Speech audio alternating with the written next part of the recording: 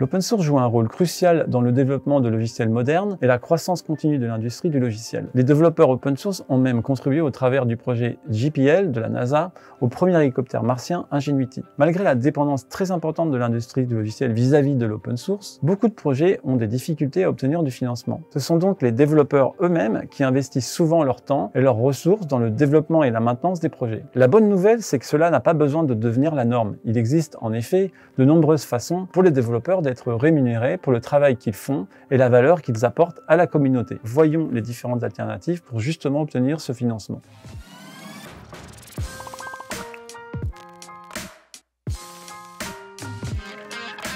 Avant de nous lancer dans la manière de lever des fonds, il est important de savoir auprès de qui vous allez collecter ces fonds. Lorsque vous savez auprès de qui vous collectez des fonds, il est plus facile de déterminer quelle plateforme de financement utiliser, quels produits auxiliaires vous pouvez créer pour générer des revenus et comment communiquer au mieux vos objectifs de collecte de fonds. Le plus souvent, les personnes auprès desquelles vous collectez des fonds sont celles qui utilisent votre projet. D'une manière générale, ils entrent dans l'une des trois catégories de financement suivantes. La première catégorie, ce sont les entreprises, la deuxième catégorie, les communautés open source et la troisième catégorie, les consommateurs. Commençons par les entreprises qui, globalement, financent régulièrement des projets open source. Si votre projet contribue au cœur de métier de plusieurs entreprises, ces entreprises ont tout intérêt à assurer la stabilité à long terme de votre projet. Cependant, vous pourriez rencontrer des dilemmes éthiques, d'autant plus que la plupart des entreprises utilisent votre projet open source pour créer et tirer profit de logiciels propriétaires. Au sujet du financement par la communauté, et bien qu'il n'y ait aucun mal à collecter des fonds auprès d'autres personnes partageant les mêmes idées, se pose la problématique de la création d'un écosystème fermé. En effet, les développeurs paient d'autres développeurs qui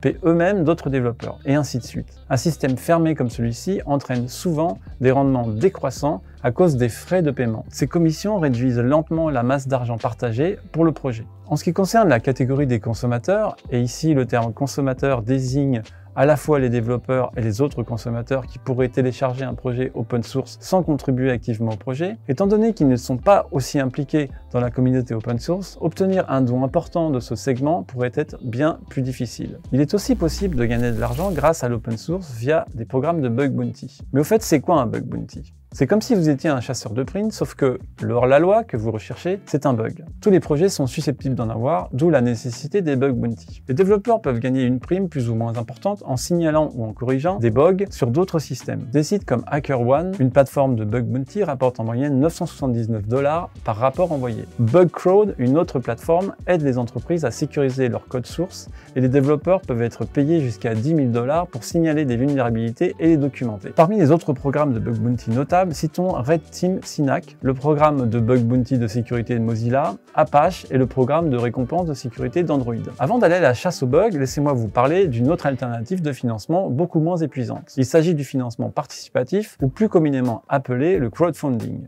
Le financement participatif est devenu un moyen populaire d'obtenir des fonds nécessaires pour mettre à jour et maintenir des projets open source. Une multitude de plateformes de crowdfunding existent et sont devenues populaires avec le succès de projets qui étaient impossibles à financer par leurs auteurs car beaucoup trop coûteux. Bien que les dons ponctuels puissent être utiles, la réalité est qu'ils ne sont pas stables dans la durée. Nous allons donc nous concentrer sur les plateformes de financement participatif via les systèmes de dons récurrents ou mensuels. Il existe beaucoup de plateformes différentes disponibles et la plus populaire pour l'open source en ce moment est GitHub Sponsors. Au moment de l'enregistrement de cet épisode, les propriétaires de projets doivent résider dans l'un de ces 68 pays pour pouvoir recevoir des fonds. La bonne nouvelle, c'est que la France fait partie de cette liste et que le Maroc et la Tunisie font partie des nouveaux pays éligibles. Les équipes GitHub prévoient de donner la priorité aux développeurs avec les contributeurs les plus désireux de les soutenir. En attendant, si vous vivez dans l'un des pays n'étant pas sur la liste, il y a toujours d'autres plateformes équivalentes que vous pouvez consulter, comme par exemple Patreon ou Open Collective. Il faut noter que vous devez également payer des frais d'abonnement mensuels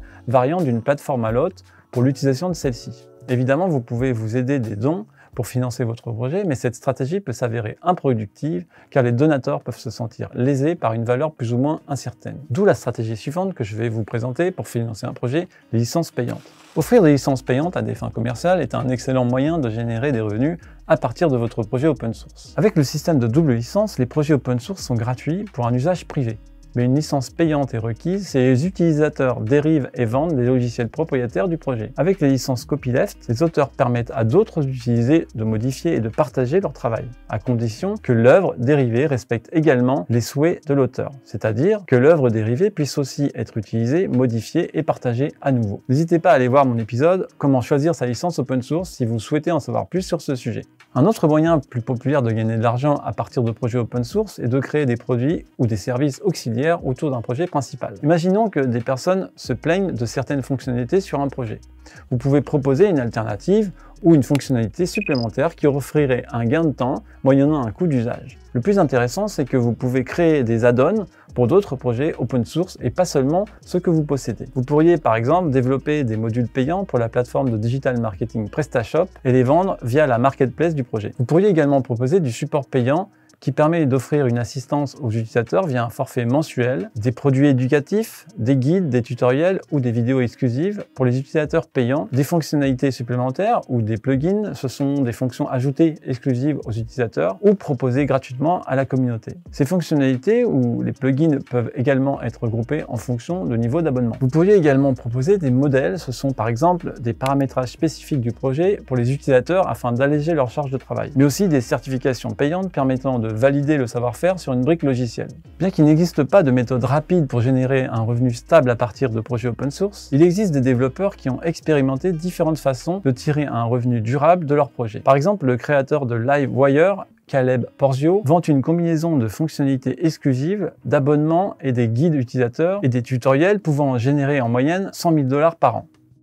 Et maintenant, parlons produit. Car oui, vous pouvez également transformer votre projet open source en produit en optant pour un modèle Open SaaS, c'est-à-dire un service web proposé aux utilisateurs et hébergé dans le cloud. Dans ce cas de figure, les utilisateurs sont facturés des frais d'abonnement pour la version hébergée de votre projet, tandis que la version auto-hébergée reste gratuite. En plus de cela, l'abonnement mensuel peut être également livré avec d'autres avantages tels que le support client et des fonctionnalités supplémentaires. Le mainteneur de projet doit aussi garder à l'esprit que la création d'une entreprise à partir d'un projet open source est une charge énorme et qu'il aura d'autres aspects moins sympathiques de la gestion d'une entreprise qu'il devra gérer.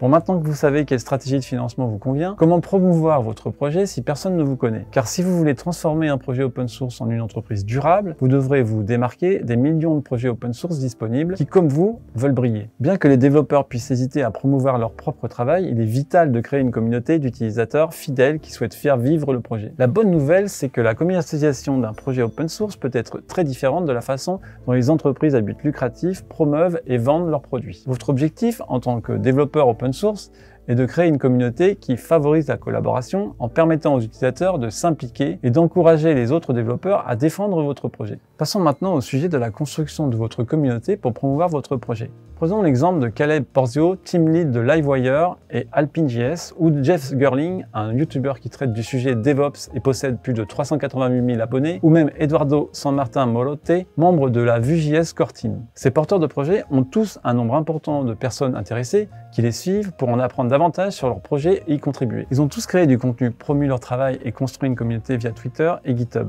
avant de commencer à demander des dons récurrents. Si vous espérez obtenir des revenus via l'open source, la commercialisation de votre projet et la création d'une communauté engagée sont dans les faits essentiels à votre succès. Selon Deirdre Strogan, directrice de la communauté open source d'Intel, voici les 7 règles marketing que vous pouvez utiliser pour construire votre communauté. Votre projet doit être composé d'un code bien structuré et facile à comprendre, d'un profil GitHub et d'un référentiel GitHub soigné, d'une documentation qui explique clairement toutes les commandes, paramètres et sorties de votre projet, de documents supplémentaires tels que les vidéos, les guides, des livres blancs qui peuvent être utiles. Par exemple, Livewire, dirigé par Caleb Porzio, facture également le contenu éducatif supplémentaire. D'un excellent site web qui fait aussi office de vitrine pour vous-même ou votre projet. De contenu pertinent pour vos utilisateurs et optimisé pour la recherche. Un engagement élevé de la communauté, créé en répondant aux emails, aux commentaires et aux tweets, et en encourageant aux interactions entre les utilisateurs. Imaginons maintenant que les premiers revenus de votre projet arrivent.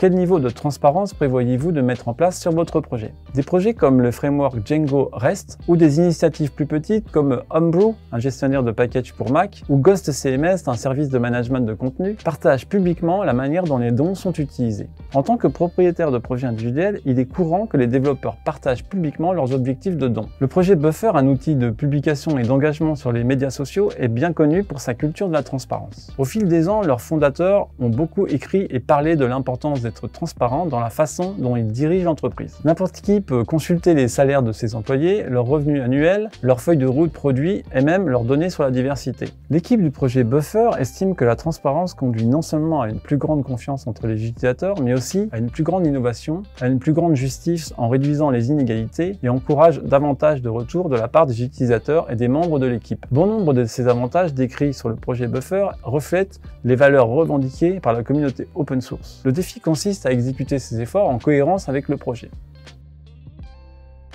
Ce qu'on peut retenir, c'est que générer suffisamment de revenus pour soutenir votre projet open source ne doit pas nécessairement être vu comme un rêve impossible à réaliser. Beaucoup de développeurs génèrent déjà des revenus conséquents pour faire subsister leur projet, mais ils n'ont pas réussi du jour au lendemain. Avec l'avènement des plateformes de crowdfunding, il est maintenant possible de proposer des projets coûteux, dignes d'intérêt à la communauté. Mais le chemin vers des revenus générés de manière durable est long et semé d'embûches. Il vous faudra vous préparer à expérimenter, échouer et à pivoter pour réussir ce tour de force. Il faudra rester toujours concentré sur les utilisateurs et construire une communauté de soutien pour eux. Il faudra promouvoir le travail de la communauté afin d'attirer les bonnes personnes et donner autant que ce que vous attendez en retour. Merci d'avoir suivi cet épisode sur l'open source et je vous dis à bientôt pour un autre épisode.